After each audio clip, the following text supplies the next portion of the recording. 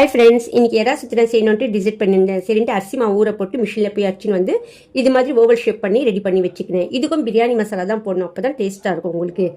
தக்காளி, வெங்காயம், இஞ்சி பூண்டு பேஸ்ட்டு, பச்சை மிளகாய் எல்லாம் கட் பண்ணி வச்சுக்கினேன். ஒரு பாத்திரத்தில் ஆயில் ஊற்றி லவங்கு பட்டை ஏலக்காய் போட்டு வெங்காயம் போட்டு நல்லா பொன்னிறமாக வதக்கணும். இஞ்சி பூண்டு பேஸ்ட்டு எறா போட்டு நல்லா வதக்கினு, தக்காளி, பச்சை மிளகாய், ஃப்ரெஷ்ஷான கொத்தமல்லி, புதினா போட்டு நல்லா வதக்கினு, கொஞ்சம் மஞ்சாத்தூள், கரம் மசாலா தூள், கார மிளகாய் தூள் போட்டு தேவை அளவுக்கு உப்பு போட்டு நல்லா வதக்கினு ஒரு 3 டம்ளர் தண்ணி ஊற்றி மூடி வச்சிடணும்.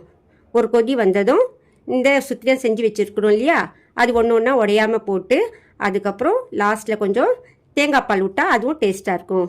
நம்ம இந்த சுத்திரம் ரெடி ஆனதும் கொஞ்சம் ஃப்ரெஷ்ஷான கொத்தமல்லி அது மேலே தூவி விடுங்க.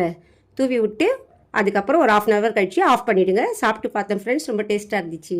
ஓகே ஃப்ரெண்ட்ஸ், பாய். இதோட நெக்ஸ்ட் வீடியோவில் சந்திக்கலாம்.